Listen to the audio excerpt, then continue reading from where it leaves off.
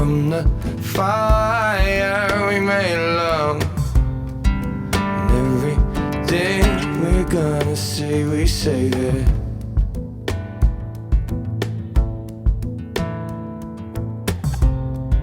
See the black heels around the fire, feel the night air in perfect darkness, babe. Perfect darkness is all I can see.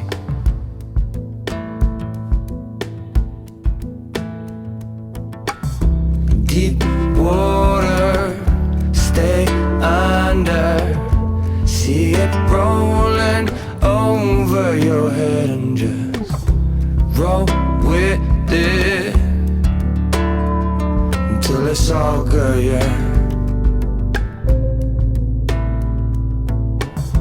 Deep water, a little deeper than you thought. Feel it going over the edge and just go with it until it's all good, yeah.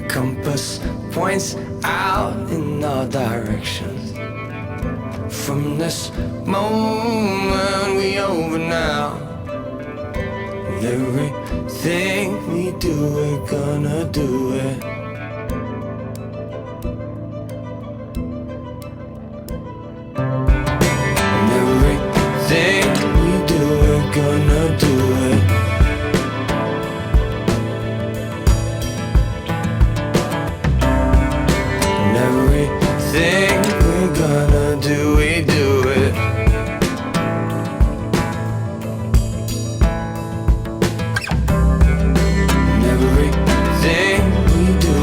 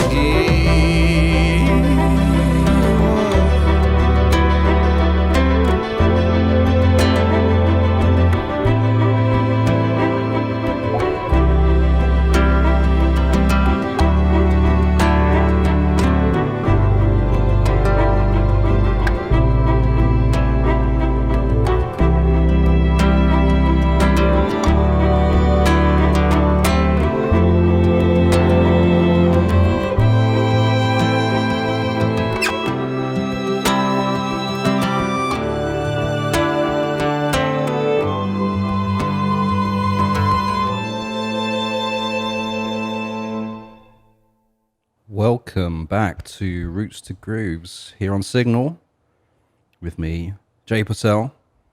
Yeah, I'm Jesse Quigley. What's up, everybody?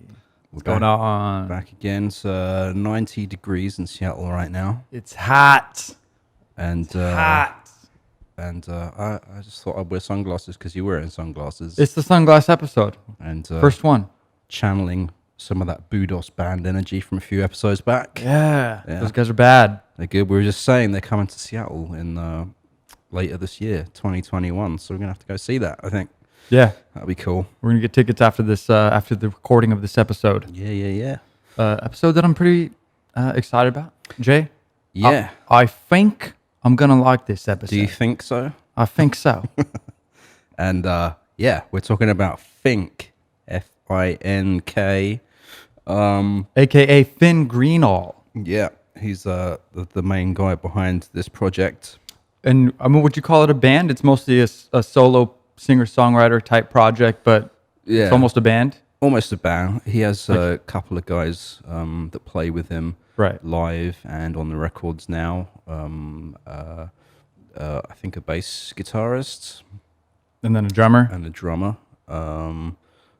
Yeah. So they're there. And yeah, I guess his music is kind of acoustic-y, folky, indie with some kind of groovy elements in there, sort of thing. Because he has a trip-hop electronic music background. Yeah. So he kind of went the opposite of a lot of artists. Yeah. Kind of starting singer-songwriter and going to more electronic as they grow. He did it the opposite way around. Yeah, he was a DJ. Yeah.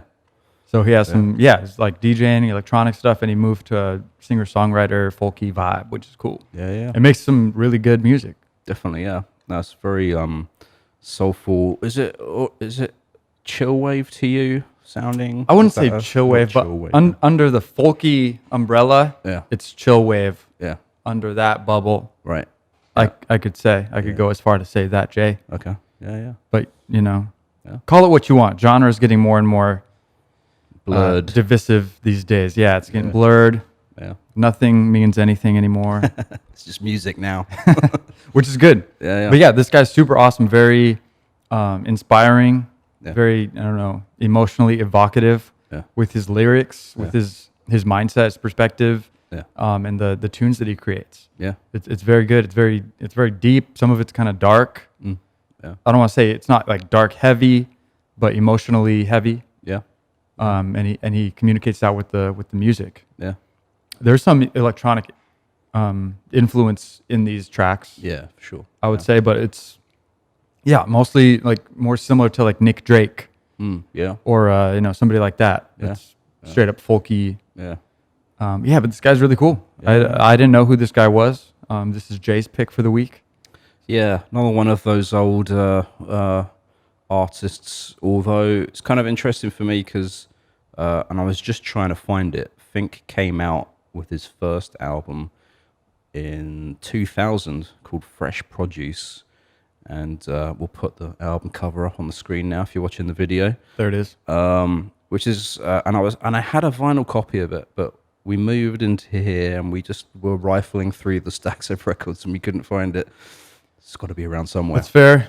But but like the cover is kind of like graffiti-ish kind of like looking, and the music itself is very sort of like DJ Shadow sort of style, like sample-based beats, all instrumental, nothing really like Fink's subsequent work. There's no singing. He's not singing on it. Can this one be found on Spotify, for example? I found there is a listing if you Google it. Not if you like actually go and look at Fink on Spotify and look at his discography. You can't see it there, but and like not all of the tracks are on there for some reason. There's only like 2 available tracks on there. It's not on his Bandcamp either because I know some artists do that. It's not on YouTube. I thought at least someone would have uploaded something. Yeah. So come on, guys. So it's crazy. It's kind of like he's trying to erase that first thing a little bit, or maybe he's not. Maybe it's a sample clearance copyright issue, or again, it's a label issue. A label issue. But that did originally come out on Ninja Tune as well. There's another Ninja Tune guy. Yeah. So that was like, what I was saying. Like, Yeah, it was like back in those days when I was listening to a lot of artists from Ninja Tune, and it was in that same era where I was starting to get into DJ Shadow, in like the early 2000s. And another guy from Bristol. Yeah, no, DJ Shadow's from California. Or I mean, Fin Greenall though. Oh, I think he's from Bristol. Or he at least grew up. Grew up in Bristol, yeah. Born in Cornwall. That's right. Yeah. He's Cornish. Cornish. Is that what they say? Not corny though. He's not corny. He's not corny. He's not a corny. If you're born in Cornwall, you're a corny. No. But I think he grew up in Bristol. Yeah. So I think I might have had a CD copy as well of the first one, or just maybe I think it was the vinyl, because I went back home to the UK and I retrieved it and brought it back to the States. So it's around somewhere. Ooh. I did that a few years ago, but it was weird. And then a few, maybe like 5 or 6 years ago, I started to see Fink come up in my YouTube suggestions and stuff like that. And I was like, oh, he's really good. Oh, it's on Ninja Tune. Cool. I didn't connect the dots because I completely forgot about Fink's first thing. Oh, I figured maybe you saw a list of Ninja Tune artists and were like, oh, this guy must be good too if I like these other artists. Yeah, maybe. I think it was like, actually, you know what? Crazy long story. I think like my dad was doing some like film project, and he reached out to Ninja Tune and asked them like, do they have any music that they'd like to submit for this like documentary project he was working on. And they sent like a stack of CDs kind of thing, of various things, and I think one of them was Fink. Nice. Or it might have been a few tracks on a compilation they had out and stuff like that. So that was like, yeah, and then, but I didn't connect the dots when I started seeing the YouTube videos of Fink performing with 2 other guys, where it's just like acoustics, like acoustic bass guitar, acoustic electric guitar, maybe like some percussion. Acoustic electric guitar? No, sorry. That sounds interesting. Acoustic guitar? No, but that makes sense. It's funny because it makes sense. Yeah. Well, you might be because you can get those acoustics that you plug in. No, for sure. And it's 100% electric. It's exactly like an electric guitar. Not exactly, obviously, but it's quite electric. But some of them use batteries. But yeah, I didn't connect the dots because I was like, it was completely different music. And then I was like, oh shit, okay, it is the same guy. Like I went and searched the first album again. So it's Fin. Yeah. And so there's a whole backstory to the change in music kind of thing. And so for the viewers out there and listeners, if you are able to try and track down Fresh Produce, the very first Fink album, and listen to some of those tracks, and then even listen to his first like official album after that, you'll hear it's completely different sort of direction kind of thing. Maybe that's why he doesn't want it as promoted and published right now. Maybe. It's like, maybe. Yeah. I mean, it is a little self-conscious. My first work. 21 years old. I don't like it. So, and I think it was, so he'd been DJing for years and making this sample-based music. And then he started to just get disillusioned with the whole scene kind of thing. What do you think you mean by that? I read that as well. You just didn't emotionally connect with that scene? I think one of the things he was saying here is that it started to go into the mainstream, like DJ culture started to spill over into the mainstream, where he said like Spice Girls had a DJ in their video and McDonald's had a DJ skateboarder in one of their ads and that. And like his parents starting to realize that he was a DJ, and so it like started to not be cool for him anymore. Got you. That makes sense. Yeah, and so he said he quit DJing and electronic music production in 2002, and then he just started going out to a lot of live shows and getting back into like the live music scene again, and just became inspired by what was happening around at that time. He said a few artists. Jose Gonzalez, do you know that guy? No, he's really good. He released an album called Veneer. I think he might be Spanish.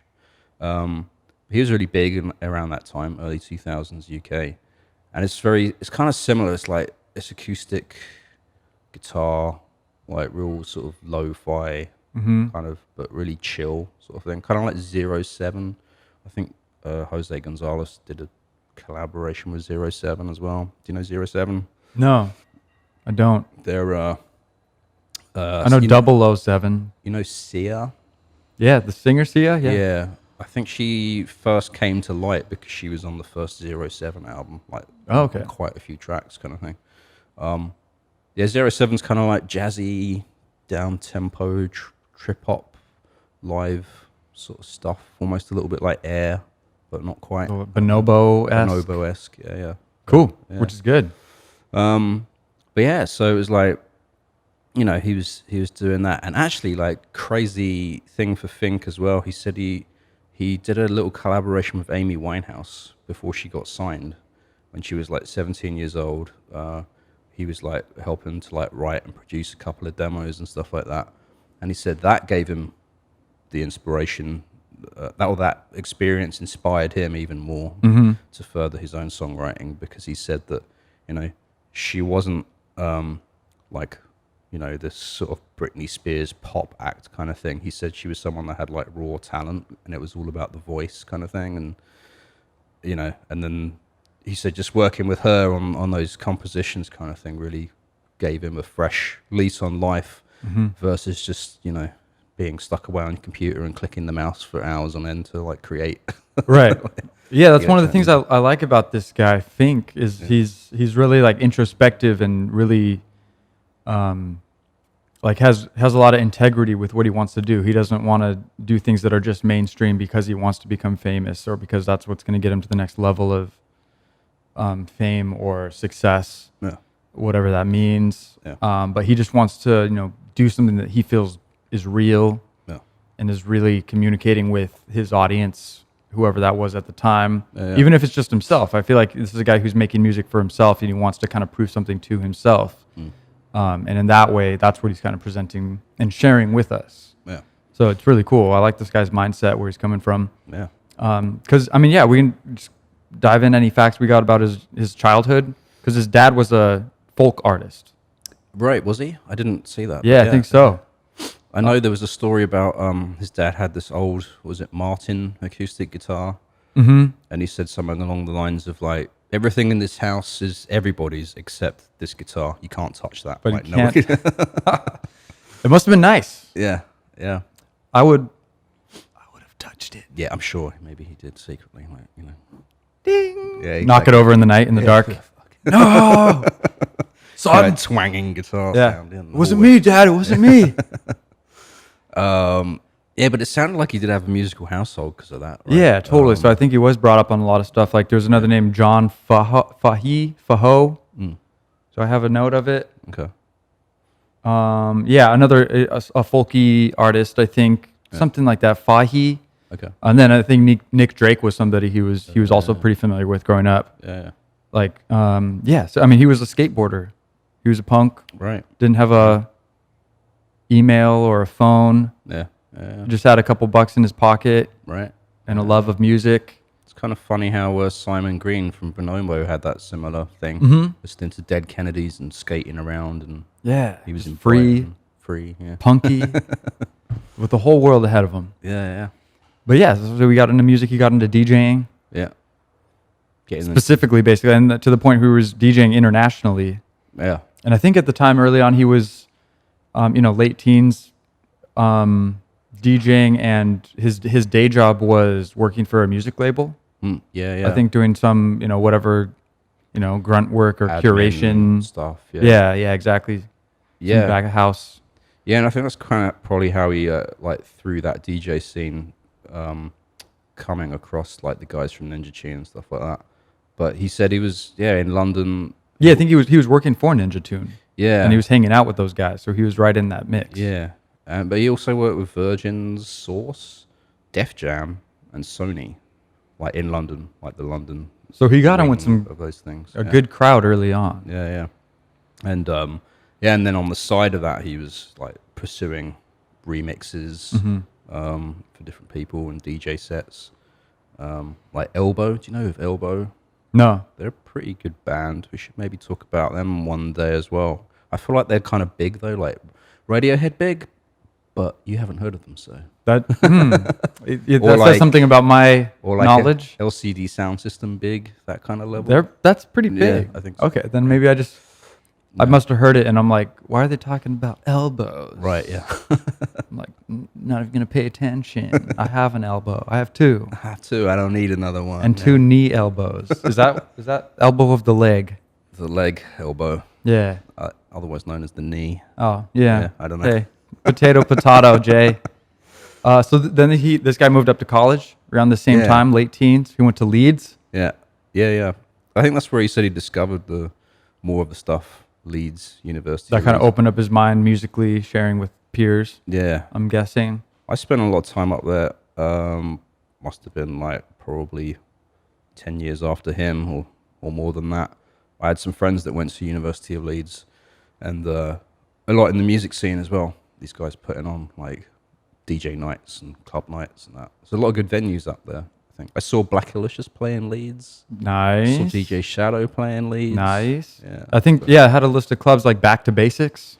You ever heard of it? I haven't, no. Up Your Ronson. Okay. Yeah. Up Your Ronson. Up Your Ronson. That's a venue name. Yeah. yeah. These are venue names. And Vague. Okay. Vague. That's a decent club name, I suppose. Yeah. Yeah, I don't know, but he was channeling these sounds of London, these newer electronic sounds coming out of London. Yeah. And he was trying to, he had these West Country vibes because back to the geography is, what is it? Cornish? Cornwall. Cornwall. Yeah. It's kind of a rustic, rural neighborhood region. Yeah, by the coast. It's like southwest sort of. Okay. England, So kind of coastal, southwest, but it's kind of country. Yeah. I think he has even a little bit of some country vibes. Yeah. Or country influence. Yeah, there's a lot of countryside out there. It's actually a gorgeous area of the UK. Yeah, seems. Yeah. I'm gonna have to go visit one day. Yeah, definitely. Do a little tour. Got my passport photos last year, so getting close. So that's basically his. He was a punk skateboarder. Yeah. Loved music. Had a background in music with his family. Yeah. Father was a folk singer. Yeah. Started getting into electronic music. Started DJing. Started working for a music label. Mm-hmm. Just doing the work, getting the influence. Yeah. And doing it. Yeah. Do we have any other cool facts about his early life? I think Honey covers it. Like. Yeah. I mean, basically. Yeah. So for a little bit of interlude, before we talk about his first, I think he would consider his first album of the new direction was the one called Biscuits for Breakfast, which came out in 2006. But his first album, full length, was called Fresh Produce, as we mentioned earlier, 2000. I just want to spin a little bit of this so we can have a little bit of context. Yeah, that'd be great. Before I did not listen to that album. Cool. All right. This is called Ever Since I Was a Kid, Part 1. Very vibey, very good. Vibey, down-tempo, trip-hoppy. It is a little chill wavy. Instrumental hip-hop-ish, breakbeaty. It's very of that era. A lot of cool sort of vibes like that happening in the early 2000s, I think. 100%.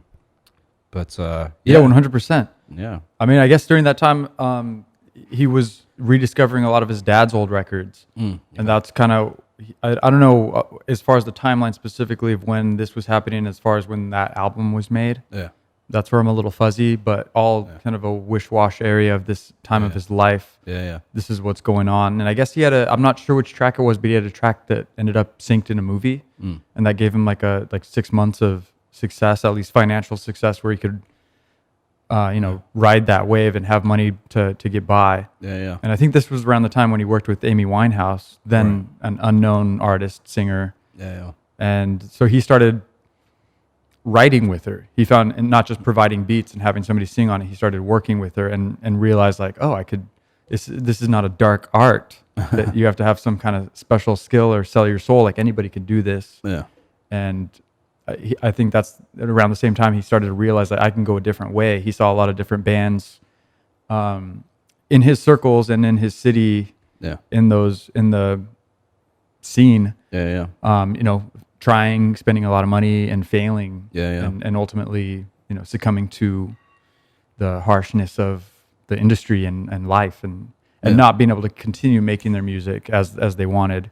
Yeah. So he said, like, I can go a different way. Yeah. And I think that was kind of the genesis for him finding his singer-songwriter way. And then the other thing I would say is I'm not sure exactly when he got signed with Ninja Tune, but he was obviously in these circles working with these guys, and he started working on this new kind of singer-songwriter stuff, and basically they were like, okay, if you're going to go singer-songwriter, it should be like all or nothing. Yeah. Like, let's not mix the two. Let's either, DJ and do electronic stuff, or like go that different route. Yeah. And they trusted him to do it. Yeah, yeah. And they followed him. Yeah. And which he said was great advice as well for him, kind of thing, on that aspect. Yeah, and yes, sort of backtrack a little bit. Yeah, he had been on Ninja Tune for a while. He'd released like a 12-inch single and maybe another one, kind of thing. Like 1997 was his very first release with them, kind of thing. Okay, cool. And but like so then when he had this epiphany around 2002 that he wanted to go in a new direction, he actually started working on some material and wrote a whole album, and then he said it was shit. He didn't like it? And he like dumped it. Yeah, he didn't even play it to the guys in Ninja Tune, I don't think. And that's never seen the light of day? No. Yeah. That's gone. There's probably great stuff on there. Yeah, well, who knows? I don't know. But and then he said as he started working on material for what became like his a second album, Biscuits for Breakfast. He said it took him a while. He said because it's basically 6 years between that first release, some of which we just heard, and Biscuits for Breakfast. And so within that time period, he was like working with Amy Winehouse. He'd had that sync thing that you said on the movie. He'd been to a bunch of shows, getting inspired again. But it was actually not until he met the other two musicians that play with him, which I found their names, Guy Whittaker on bass. Respect. And Tim Thornton on drums. Nice. He said he'd known them for a while, but they hadn't like collaborated on any music together. And so they started doing that and found some cool stuff like through playing together. But they said when they first started, it took them like 2 years to like really figure out like what they were going to do, kind of thing, until they finally got material together for this album. And he actually like lied to Ninja Tune about the singer aspect, because he was like, this stuff is cool enough to play them now, but he was also like, he didn't want to let them know that it was him singing on the tracks, partly because I think he had a little bit still at that point sort of self-consciousness about his abilities as a singer, going that new direction. Right. So he kind of wanted to give them the chance to like say something like, oh, this is good, but you need to find a new singer or something like that. And they liked it, but he said he made up this whole story that it was like some artist that he'd met in America, and was developing like, and he's like, oh, he's really cool and he looks like Brad Pitt and stuff like that. It's like, sort of like bigging this fictional character up to Ninja Tune to make them feel like, oh, okay, maybe this is marketable or something like that. Which isn't far off from what many artists do for themselves, creating an alter persona. True. Yeah. And anyway. Yeah. Don't mean to interrupt. Oh, no. That's totally true. And then they liked it so much, and it was like, okay, we want to meet this guy. And then Fink was like, okay, it's actually me. Like, it's me singing. Welcome. Yours truly. I look like Brad Pitt, right? I know. Yeah. And that's awesome. That's cool. That's a cool story. Yeah, so all that backstory. And then he said they were still, even though they liked the music, they were still nervous about putting it out, because this label has been known for like DJ music, sample-based music. And now here he is with his singer-songwriter stuff. And he said they were still nervous until they did the accounting for all the sales of the album, and then they were like cool with it, because apparently it sold pretty well and didn't put them in the hole or anything like that. So nice. They've kind of embraced that, and maybe that's kind of a good thing for Ninja Tune as a label as well. Like, they've since kind of expanded their roster of artists. They're still very much in that sort of electronic DJ culture, but they have but they're artists, people like Bonobo and stuff like that. This sort of opened hitting up. some slightly different niches within that bubble. Yeah. That's cool. Because his list of influences are diverse. Like John Martin is another guy. Dick Gagon. I don't know. Gajan, Gahoun. These are some obscure names. I know. Are these folk artists or? Like I think they're folk artists, and then a couple more that I have that we could recognize as Radiohead. Yeah, I heard Radiohead on the way here today. Nice. Idiotech, cool. What is that? Is that a new thing? No, that's an old one off Kid A. Oh, okay, cool. But great tune, but kind of a deep cut. Yeah. You know, maybe for the radio. So I haven't heard it on the radio ever, so I was excited. Yeah. But System of a Down. Interesting. Yeah. So you know, guys like this or bands like that. Yeah.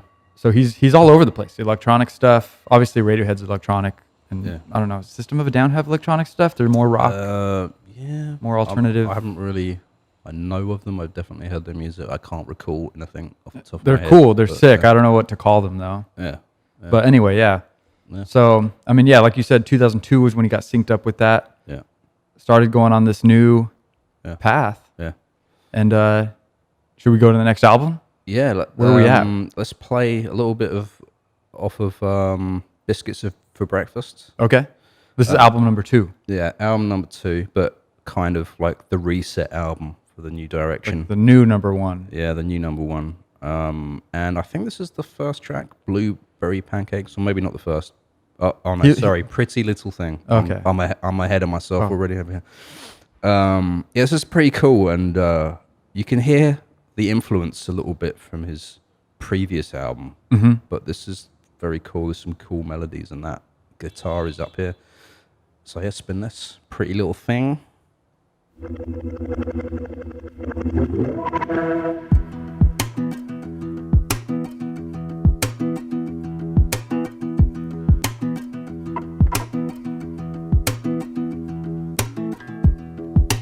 When she leaves, she's just asking to be followed.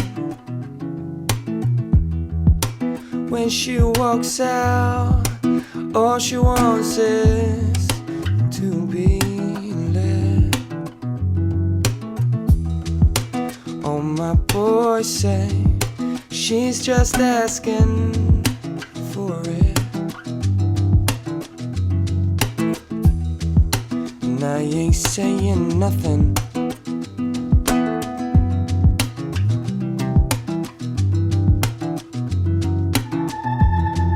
She couldn't care less. Oh, wearing that dress, I tell you, pretty little thing. No, hot little thing. Hot little thing who knows it. Don't suppose it would be cool if we hung out. 'Cause when you walk by, you know every guy noticed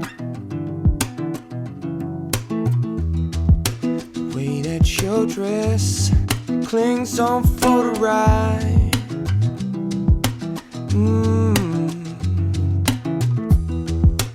Oh, my boys say she's the type to fake it. And I ain't saying nothing.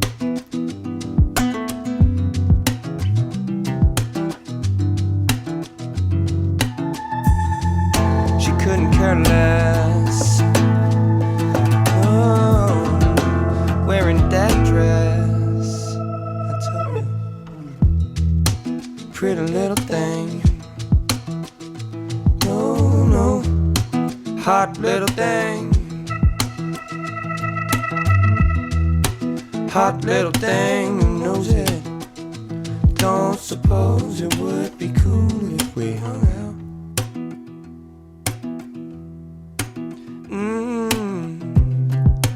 We could go out, and we could go anywhere that you want.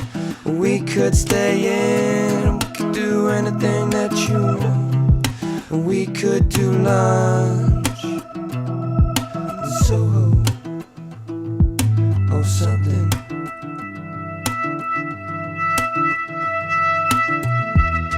Cause when you walked in, all I want is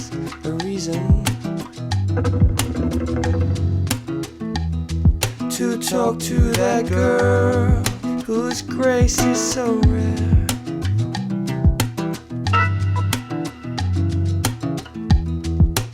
All my boys say you won't get her numbers.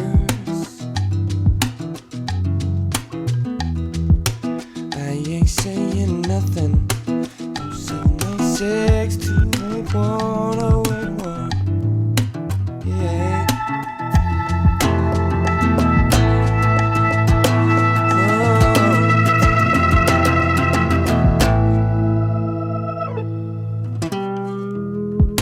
Pretty little thing. No, no. Hot little thing. Hot little thing who knows it. Don't suppose it would be cool if we hung out. Hung out. Hung out. Pretty little thing. Little beatbox at the end there. Top it off. Yeah, there you Cherry go. on top. It's to me that sounds like a whole mishmash of different influences, but it all comes together.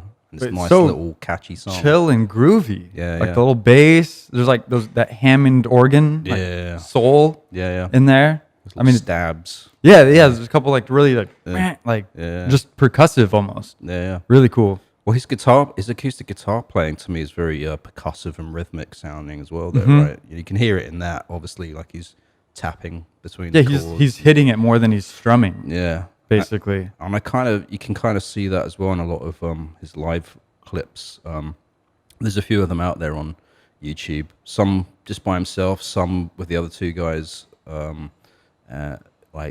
But he's very rhythmic and percussive on the guitar, which is really cool. And those little riffs he has just everything sounds catchy to me. Like It flows really well Yeah. with all these little elements creating this beat. Yeah. I like how he's bringing that element of bringing a beat with these folky instruments or more, I don't know, instrumentation or soul or rock instrumentation into his songwriting. Yeah, yeah. I always think it's interesting, what's the beat, what's the song? Because there's kind of a difference. You could have a sick beat but no song, and you could have a song that doesn't necessarily have a beat attached to it. Yeah, yeah. And I don't know if it's arguing semantics or definitions, if it's just a matter of vocabulary, but I think there's a difference between a beat and a song. Yeah. You know what I mean? Yeah. And so he's bringing those both together. And I think that's kind of one of the coolest things I find about this artist. Yeah. He's bringing the electronic beat making and then the singer-songwriter songwriting and putting those together and coming up with some really cool stuff. Yeah. And I think it really helps with the other musicians he's working with. Like, I think they're really providing a lot of, their own input into that songwriting process. It's more like a band vibe, where, even though he's releasing it under his own name, like, I think in that you can really hear the influence from the bass player and from the drummer. Like, There's a couple of those bass lines just sliding way up for no reason, really. just doom, doom. Yeah. I love that sound, though. The tone of that bass. Yeah, no, me too. It's like deep and subby kind of thing. Like, yeah. Yeah, I think it's a really great mix. I mean, this is one of the first artists that I've really been like turned on by how they're doing electronic-y folk. Yeah. And it's not either, but Right. it's both. Yeah. It's something new. That's what he's doing. Yeah. That's Fink. Yeah. And I mean, so, that album, Biscuits for Breakfast, was the reset. And, since then they've just been fucking pumping out album after great album. Really. Yeah, so we haven't said he has over like 10 albums. Yeah. A lot of live things in there. I think there's like 6 or 7 maybe studio albums, and then That's true. the You're rest, right, Jay. I think I take it back. I didn't count them all, so I don't know. But like, some of them are like live versions. Which some people, I don't know. There's studio Yeah. album, live album. Some people count those. Count them as some separate people things, don't. I wouldn't. But for the Yeah. purposes of just telling our audience, Yeah. I guess I just jumped to conclusions. I'm sorry, everybody. I take it back. I guess in terms of original songs, like if you get a new Right. album, it's like that song was on that lot. No. Yeah. Bogus. What did I pay for? Exactly. They've done a lot of that. They've done like sort of collaborations of orchestras as well. Crazy big shit. Yeah. What was that orchestra? What were they? I think there was an. I wrote it down somewhere. Orchestra in Amsterdam, I think, and they had a conductor. I think the conductor was from the Heritage Orchestra, which is a different thing, but I think he was working with this Amsterdam-based orchestra. Yeah, so like all of that. And just I don't know if it's a side note, but he was releasing music under something called Front Side Blunt Side. Maybe I heard a different name. He still releases the occasional electronic thing under the name of Sideshow. Right. Yeah, Sideshow, and that's kind of a separate project, but like a side project. I haven't been able to locate that material just yet. I guess that's a good name for a side project, Sideshow. Sideshow, yeah. Clever, Fink. I see you. Yeah. But yes, supposedly picking up the tempo a little bit on that and leaning more towards like deep dubby techno, minimalist techno, something like that. Yeah. I also didn't listen to that, but that's what I was reading about. Yeah. I guess he had 2 EPs under the name Sideshow. Okay. On a Will Saul, I don't recognize that name, but Will Saul's Simple Records label. Yeah. I saw that as well. Yeah. But I mean, I guess and I guess that guy Saul and Fink Greenall, Fin Greenall, started the successful Aus music. I'm struggling to say all these words. I don't know how to pronounce. How do you spell that? AUS. I don't know if that was Australian. I don't think that would be Australian. No. It's some kind of like Aju. Unless Saul is Australian, is he? I don't know. Yeah. We don't know here. Just dropping the ball in this research, I guess. Just saying random stuff. But yeah, I guess they formed this label either way in 2006, which became successful. Yeah. But at that point, Fink had already kind of gone his singer-songwriter route. Yeah. Largely, abandoning heavy electronic elements in there. Yeah. But yeah, so then Tim Thornton, Guy Whitaker, his band. What else we got? I mean, at this point, he's just touring, making albums, making live albums, and releasing them, and just kind of in his flow state as a group, as an artist, and just coming into himself and creating his discography that we know today. Yeah. And some cool things have happened along the way. One of his albums, Distance in Time, 2007. 2007, caught the ear of John Legend, and he approached Fink and wanted to write with him, and so he went and did that, and that's epic. I think from John Legend's album Evolver, Fink co-wrote the song Green Light, which featured Andre 3000. Oh, I didn't see that. That's cool. Which is crazy shit. I'm gonna have to listen to that one. Yeah, and then John Legend reciprocated by featuring on Fink's 2009 album, Sort of Revolution. And on that album, Fink decided to go back to doing some of the production duties, because I think on some of these albums he's had other producers come in and work on and stuff. Mm-hmm. And like his most recent albums, he's working with a guy called Flood. Didn't look too much into him, but that's a cool name, Flood. It's like Flood produced this album. That's a powerful name. It is, yeah. I'm kind of scared. Yeah. Another cool thing, I'm sort of skipping around these albums because there's so much to do, sure. like in chronological order. Mm-hmm. But Perfect Darkness, which is his album in 2011, played that title track, Perfect Darkness, at the beginning of the show. And that's where that's the first one I listened to. Oh, cool. So that's where I kind of discovered this. They said for that album, they decided to just start writing the tracks from jams, just by jamming with the three of them. Right. Yeah, I noticed that. So they'd have like a 20-minute long jam. Yeah. Multiple times, and then go back and listen to it and take. Yeah. Ooh, look at that 30 seconds. Yeah. That was sick. Let's make a tune out of that. Yeah, that's what they said for the song Perfect Darkness. They said it was like one riff, one bass line out of a 20-minute jam, which is they captured the magic to create the song out of, kind of thing. That's cool. And he said, they did about 30 of these like 20-minute jams, and that was the genesis of the material for the songs for the album Perfect Darkness. So that's great. Different way of working. I'm guessing he was just working the three of them, was it?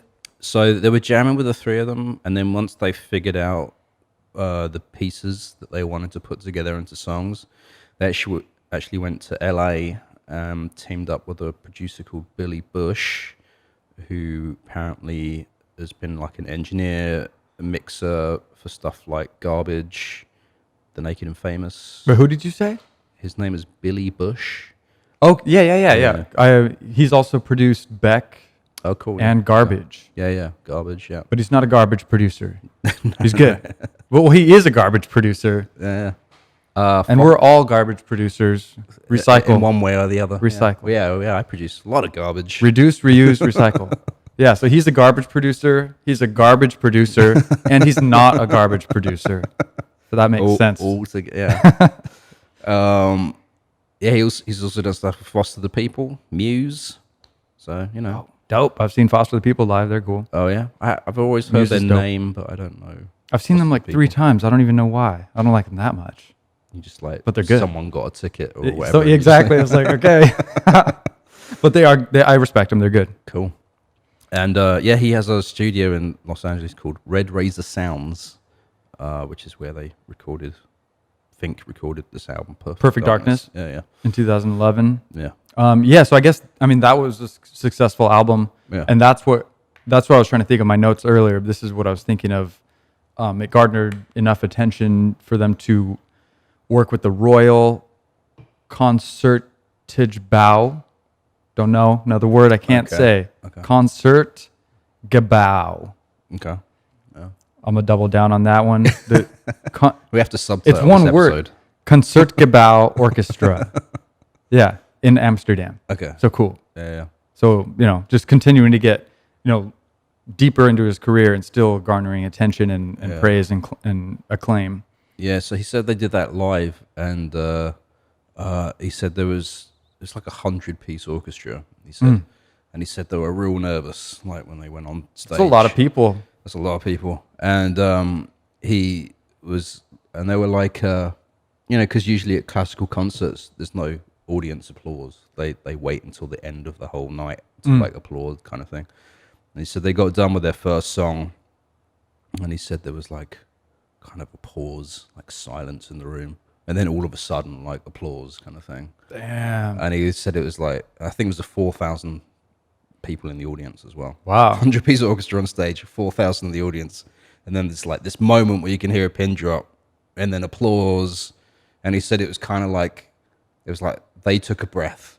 And he said kind of like how we took a breath after we finished the song. Mm-hmm. And he said it was like, great, we're all in the same moment now. Then we're together in this kind of moment sort of thing. Yeah, I can't imagine if you're waiting for, if the audience is waiting to applaud, you're kind of just like, okay, I'm going to play for an hour and then see what the reaction is. Yeah. And when they applaud, they slowly get up and walk out the stage. Yeah, no applause. They go, oh, Jesus. Oh, my goodness. Oh, my goodness. Oh, my. I mean, but that's cool. I mean, yeah, that's must have been an electrifying moment. Yeah. For everybody in that room. Definitely. So, I mean, yeah, a breath. Yeah. Chill. They like it. Yeah. So I found something real cool that I'd like to talk about, because I don't have too much more to say on Fink, because we've covered quite a lot of bases. Mm-hmm. Yeah, I think people understand who he is now because of us. Yeah. If you haven't heard of him before and you listen to the show. I hadn't. I'm glad you brought it up, because this is awesome. Yeah. What do you got?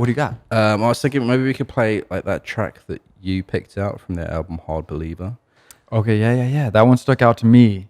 And then we can discuss Fink's top 10 writing tips, songwriting tips. I didn't see that come up anywhere. That sounds good. Yeah, I discovered this, and I think, because we like to talk about this approaches and that, it'd be like kind of cool to see what you think about some of his tips and his ideas. No, that sounds fantastic. I'm sure our viewers would like to listen and learn how to write a song. Yeah. Songwriting. Some inspiration. Inspo for... Yeah, Songwriting Expo right here. First time on Roots to Grooves right after this song. White Flag from the album Hard Believer by Fink. Cool.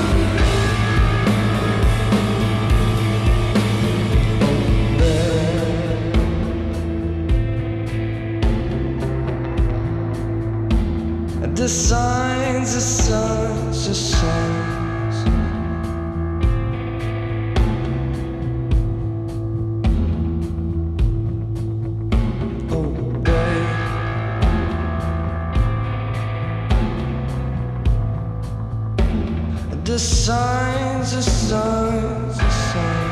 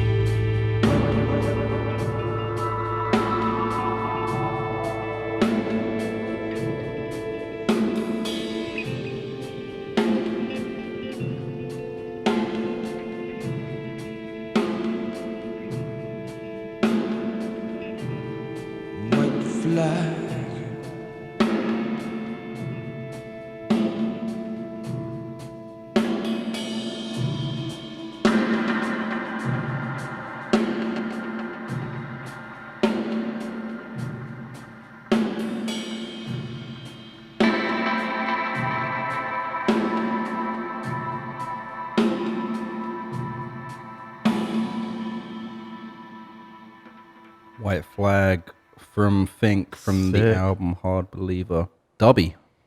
Yeah, I just love the production on that. Yeah. The groovy bass line, those like that haunting, piercing, like piano lines. Yeah. The keys. Yeah.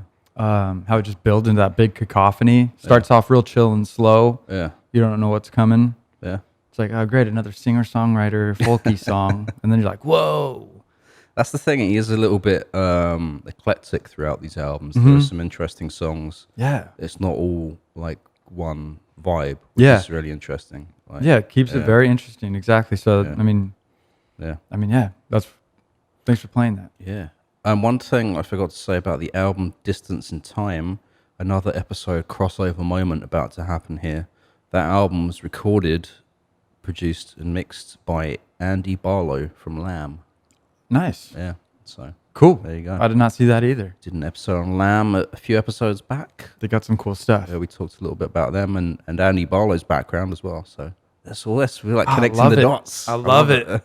All of our episodes are crossover episodes. We have to write. We'll have to put together like a coffee table book or something like that of all of these like little family tree of music, and that's just like a partial snapshot into the world. We got to make that. Do a yearly volume or something. Yeah, That'd be cool. Just that goes so well with the name Roots. Yeah. Family tree. Exactly. Roots to grooves. Roots. Yeah. Family tree. Yeah. Just an idea. Just brainstorm. Think tank right now. So maybe if there's any designers or writers out in the audience that would like to collab on that. We're talking to you. Talking to you. Hit us up. Roots to grooves at signalradio.com. I guess this is the end. No, not quite. No. I got. Just kidding. These top 10 tips. But Fink. do hit us up. But ready for the first ever Roots to Grooves music writing expose From Fink. Fink. So number one, this is probably a little bit maybe self-evident, but nothing is ever finished. Mm-hmm. That's kind of like his tip there. I like that. I've heard that with paintings. Like the Right. painting's never finished. The artist just abandons it. Abandons. Yeah. I can't do anymore. I can't work I'm done with anymore. you. He said when it's shrink wrapped and on the shelves, then and people were listening to stuff, then it's effectively done. Effectively done, but still, for the artist, Forever. you'll still feel that way. Nothing is ever finished. Kind of sad. Yeah. Kind of beautiful. Yeah. Number two, there's no such thing as a demo. There's just versions. He said some of his favorite tracks of recent years have just essentially been embellished phone recordings, is what he said. Nice. That's honesty. So that's a good way to do it. Think about that. Technology, number three, technology is not the answer. He said it's a great excuse to procrastinate a couple of days away. Like I'm bored of all my synth sounds, but when it comes to the graft of writing a song, that stuff is not really integral to like the composition and the arrangement of a song. Mm-hmm. Those are just like things to dress up the song with. True. Yeah. So again, nice distinction between the beat yeah. and the music and the song. Yeah, exactly. Yeah. Cool. Which I've heard other people say before as well. Like, a song should be able to just stand up by itself to be played on any instrument, and you can still get that concept across. It's not really about it's like you were saying on a previous episode. It's like when we think about some of the biggest tracks or the songs of our time, people don't remember the sound of the recording, or unless you're a deep music head musician or whatever, most people just remember the song that they can sing. Right. So, they're like mutually exclusive. I always think about the ABCs. Yeah. A, B, C, D. Like, that's a song, but it doesn't have a beat attached to it. But any musician would be able to, like, oh, I know those chords. I can play that song. Interesting. Cool. Number 4, 3 chords and the truth. And what he means by this, he said, musicians are not actors. Pop stars can maybe fake it till they make it. But he said, you have to draw on your own experiences and feelings. What artists want is realness, to shake off what you think about yourself and what others will think, and really, really have a word with yourself. So truth, I guess. But he phrased that in an interesting way. 3 chords and the truth. Yeah, that's great. I like that. Yeah. That's cool. Number 5, a deadline is just a suggestion. Ooh, watch out there. That depending on who you're working with. Well, exactly, yeah. I'll just read what he said about it. Deadlines are just another of life's pressures. They stop the Inspirado train dead in its tracks. The Inspirado train. Nice. Good visual. Sometimes spending 10 hours doing nothing is just the preparation a song needs for the next 40 minutes. If you write one line of a great song in a day, that's a great day. A chorus, a fantastic day. Life's pressures need to be managed, but you can't diarize inspiration. He's great vocab in this guy. Yeah, lyricist. Number 6, beware the well. In the early days, I would lower myself down into a deep well to find those moments that meant something, remembering snippets of conversations and warped memories of conversations I wish I'd had. The tricky thing is to get back out to real life, where maybe you can't wander around like a depressed zombie.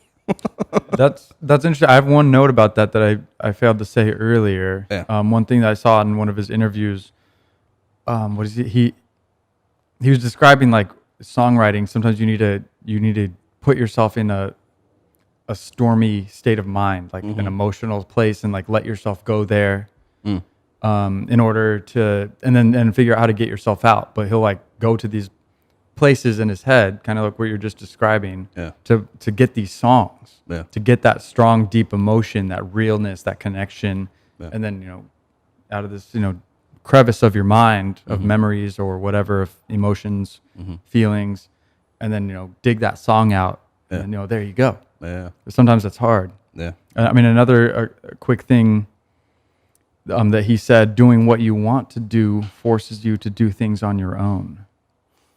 Yeah. So just kind of touching on how he's, I don't know, kind of like a method actor becomes the role. Yeah. In order to be a good character in a movie.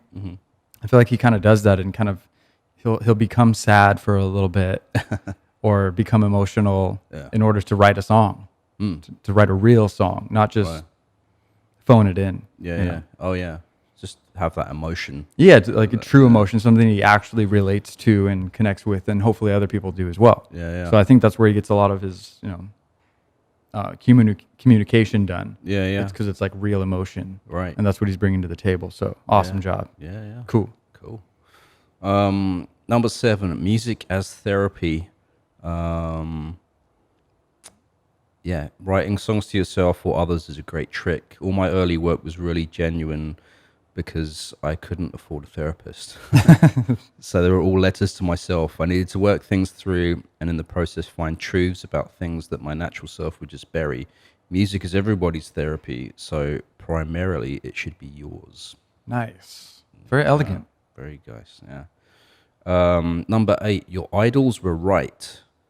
There was a blank piece of paper in front of David Bowie, and then by the end of the day, it had Ground Control to Major Tom written on it. And he said his point is when I want my song to get a kick up the arse, I listen to Ben Howard or Bon Iver or one of those country greats to remind me craft and graft. Be patient. No one is waiting for an average song. Nice. True. Yeah. Actually, incidentally, it was just came to me randomly today, but on YouTube, it was a short 15-minute clip of Paul McCartney talking about songwriting, and like kind of it's this thing that reminded me of that when he said no one is waiting for an average song. Fink said that. Paul McCartney was basically saying, you know, back in those days they'd have a week to like write and record a Beatles album, and you know, and he said back then they were just trying to write hits, like, because, you know, they weren't really thinking about albums as body of work. They were thinking about how many hits can we write, and, you know, which ones might get pulled off as singles, kind of thing. Right. You know, and he said in the Beatles it was like great because they had like basically 5 people to sign off on everything, you know. So if those 5 people didn't like it, you know, then that would be the decision before anyone else got to hear it. Right. So, already going through 5 different people, vetting it out. So obviously 4 Beatles, and then the producer, he counted as the 5th person. Was his name George Martin? George Martin, yeah. Yes, the 5th Beatle. Legend. Yeah. They're all legends. Number 9 from Fink on songwriting tips. You can't always get what you want. Isn't that a Beatles song? That's Rolling Stones. Rolling Stones. Yeah. He just stole that. I've heard that before. Songwriters are a dime a dozen, and a lot of them are terrible because in theory it's easy. But that's the thing. If it was so easy, then I would have already done it, and I wouldn't be available to write this list, as he meant. It's not easy to write a good song. It's really rare that you would write a great song, and you have to be at peace with that. So you can't always get what you want out of a song. Like, yeah, it's kind of, all of these are very interwoven concepts. Yeah, I mean, really, he didn't just jot these down in 5 seconds. No, exactly. Like He's been thinking these about really it. make sense, and yeah, it's really valid. That's great. You got one more, 2 more? 10. The last one. It just says, here's one from back in the day. I read a lot. I really do. A lot of philosophy and history. It gives my mind color and perspective, and I recommend it highly. With that in mind, in the 4th century BC, there was this Chinese guy who said, and he's paraphrasing, art made with anxiety for the result is inferior to art made without anxiety. I like that. Yeah. I wonder who said that. Yeah. I'm going to look it up. Some Chinese guy in the 4th Some century BC. random Chinese guy. Yeah. That's the thing, right? That's awesome. That's really great. Having anxiety about the outcome or what's going to come of this is not as good as just letting yourself be free, right? And just it feels much more insecure. Yeah. And why am I even doing this? Am I writing this song for a payday? Right. That's what Yeah. I have to put emotion into this so I can get money. Yeah. That's Yeah, it's not fake. It's not- I mean, that is fake. That is fake, yeah. It's not a genuine Yeah, it's not genuine. motivation. Yeah. Yeah, so write it for the emotion. And that's what I'm saying. This guy has a lot of integrity Yeah. for songwriting. Yeah. And not only integrity, but perseverance to go that extra mile to get something real instead of phoning it in for a payday. Yeah, exactly. So I love it. Yeah. Awesome. Yeah. So that was great. That's good insight right there. Some inspiration for any songwriters that may be out there. First song, songwriting expose here on Roots to Grooves. Hope everybody enjoyed that. That was great. Yeah. Thanks for bringing that up. I didn't see that anywhere. Found it right at the last minute, and I was like, well, shit, I got to talk about Throw this. it in? Yeah, throw it in there. No, I think that was great. Yeah, I'm glad you did. And I guess the final thing is I saw some interviews of them talking about COVID and all that, because we don't really hear too many people. Well, we've mentioned a few. That's kind of interesting about this show as well, actually. We started doing this throughout the beginnings of COVID. Right, yeah. So that's into the midst of it. And it was a little bit interwoven into our viewpoint. Yeah, and getting some like fresh perspective from like latest interviews from some of the artists we're covering and that. And I saw some stuff with Fink. So he brought up like the travel was like a weird thing for him because he said he's constantly going on the move, like in normal times kind of thing. Right. and he currently lives in Berlin. Actually, like he has a studio out there. Cool. And he was like, yeah, to be spending 6 months in one place. He said he hasn't done that since he was maybe in his early 20s or something. Damn. And he said even back then he was traveling on the weekends to go DJ somewhere, sort of thing. So I think that's what really struck him, as like, you know, having your basically everything that you normally have go on cancelled and paused. Right. And then you're in one place for all this time, and you have all this time on your hands.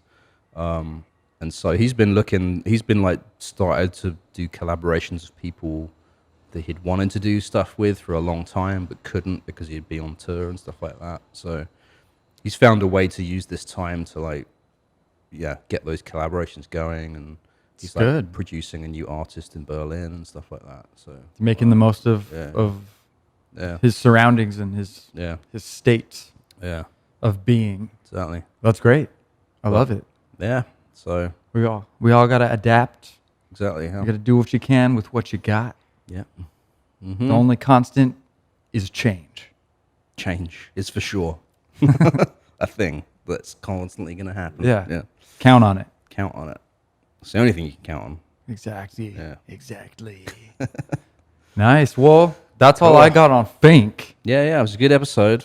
Some interesting things there. Interesting guy. Great music. Yeah. Very good music. I still got a lot of stuff. I couldn't listen to all his 20 albums or whatever. Yeah. Especially the live ones I'd be interested in hearing. Yeah, big catalog to go back and listen to there. For sure. So good stuff. Start anywhere, but I would start at the beginning of this guy's career. Yeah, the first album's really good. Yeah. Well, the second album, but the Reset album. For those of us who know about the first one. Biscuits for Breakfast. That's a really good. Yeah, and then it's just pretty much solid and I would say consistent, but I mean consistently good. But he's still progressing and he's still changing growing things up. And there's some live albums out there. There's some orchestra things happening. There's a lot of great performance clips on YouTube as well to check out. So and I guess 2021. This is the 15th anniversary of Biscuits for Breakfast. Is it? So yeah. Congratulations, Fink. Oh, side note, today, day of recording, which is the 30th of July, apparently is the 20th anniversary of the Strokes' first album. Oh, I think I saw that. Is this it? Yeah. Epic. Yeah. Everyone should listen to that today, especially if you haven't listened to it. Yeah. And that was also the last live show before lockdown that I saw. Same. The Strokes. Yeah. Same, right? March, I think it was March 9th. Something like that. It was kind of like people wearing masks at the venue. It was like, is this a thing? It was. We were teetering on the edge right there. Yeah, we were sitting on the bar watching people line up across the street, wondering if it still might get canceled tonight. Yeah. Like, should we go? People are lining up. Yeah. Love the Strokes. Yeah. They're like my number one. Yeah, it's an excellent album. And I was, as part of the article I was reading about that, they were saying people like Noel Gallagher from Oasis were like really praising that when it first came out, as like guitar music is like still going strong. Iggy Pop was really into them as well. Like, nice. They were both side stage at some big festival in the UK. I think it's easy to get caught up in how much it is guitar music, but it's not just. It's like refined. The way it's produced, in stereo with their two guitarists, a bass and a drum, and vocalist. Yeah. It's like it's orchestrated. Yeah. And that's one of the reasons why I really love it. Besides the general vibe and the music and the groove, it's because it's orchestrated so finely and acutely, and it comes across really cool. Even if their vibe is kind of hazy, vague rock. Like some of it, even play that first song off "Is This It," and it sounds just kind of lazy and chill. Yeah. Like, okay. Yeah. Compared to a lot of the, compared to like Avicii or something like that, it's like, whoa. Yeah. There's a pretty big difference there. And if you compare those, Strokes are going to sound old fashioned. Yeah. But I think it's still pretty hard hitting. Yeah. So I don't know. Obviously I'm biased. I love it. No, I recommend it though. I do as well. I think they, especially that album is, going to be listened to for years. Oh, it's a classic now, right? Yeah, I think it's like a genuine classic. Yeah. So if you haven't heard it, highly recommend it. Yeah. 20th anniversary, you said? I think so, yeah. Yeah, nice. Yeah. 2001. Because also they said the vinyl version dropped on 9/11. The actual day that 9/11 happened. No, yeah, I remember that is 2001 because there was a song on that record, New York City Cops. Right, yeah. Kind of a political album. Obviously, New York City Cops, and they're bashing those cops. Yeah. Obviously, they didn't put that on because of 9/11. Yeah, they pulled it at the last minute, I think. Yeah. Because of that. And, it's a great song. It's like a deep cut Strokes song that's one of their best. Yeah. Didn't make it on the album. Yeah. So, I mean, that's on YouTube or it's everywhere else besides that album. I also heard they had to change the album cover for the States because it was too scandalous or whatever. Yeah, it's just a black glove hand on a lady's torso or something like that. Yeah, it was like a side view of her hip, like hand kind of on her hip. Yeah. You know, a little racy. Yeah, but nothing too crazy. No, there's nothing. I mean, there's a Metallica album cover that is just blood and semen. Like, that's disgusting. That is disgusting. But that's way more graphic. Exactly. We shouldn't. Why is everyone so scared of a naked human? Like, exactly. It's not being depicted in any weird way or something. It's weird how we're happy to have that on an album cover. Right. Yeah. But not just. People wear bikinis out here. Like, we're humans. Exactly. Yeah. Like, it's not weird. Well. But anyway, side story. Well, it's funny because I don't know if this really connects, but the last track I'm going to play for Fink, our outro track, is Bloom Innocent. So nice. From the album Bloom Innocent. So you talk about people being a bit prudish of saying I don't know if I don't think that's what Fink is talking about, but just the title no, that's right. Seemed appropriate. That was for a great segue, Jay. right there. That's what makes you a great radio DJ. Ooh, maybe. Nice. Yeah. Cool. Yeah. Fink. This is the Fink episode, and we're done. Thanks everybody for tuning in. Yeah, thanks a lot. And we'll be back next time. I'm going to play this track. It's the first track from his last full-length album from 2019, Bloom Innocent. And it's Roots to Grooves at signalradio.com, signlradio.com for questions, comments, concerns. We hope that someone should be concerned about us. I would hope. I hope so. Because I'm concerned for us, if nobody else is. Good night and good luck.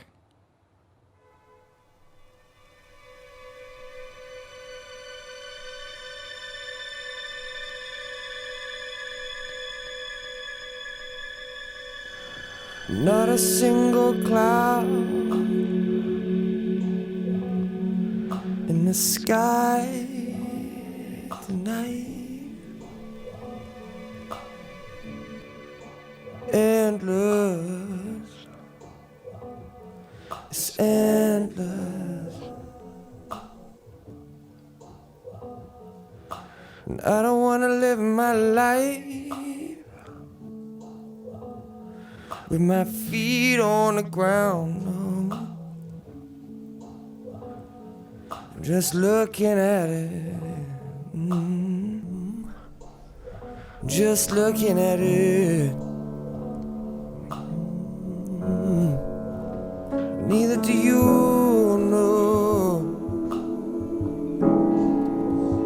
Neither do you.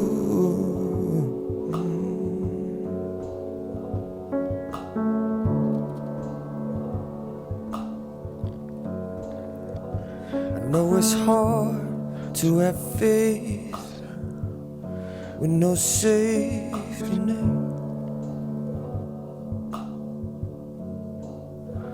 I know it's hard to have faith with no safety net.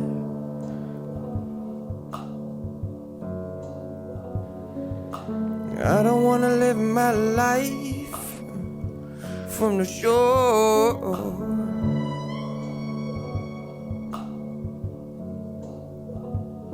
Just looking, no.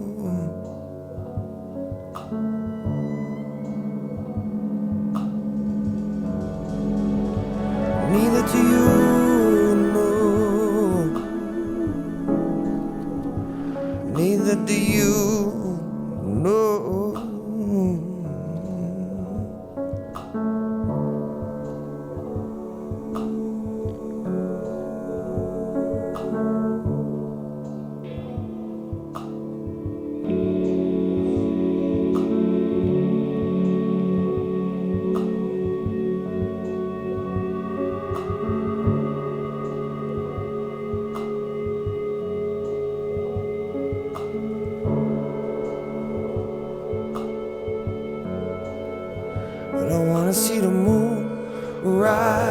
rise up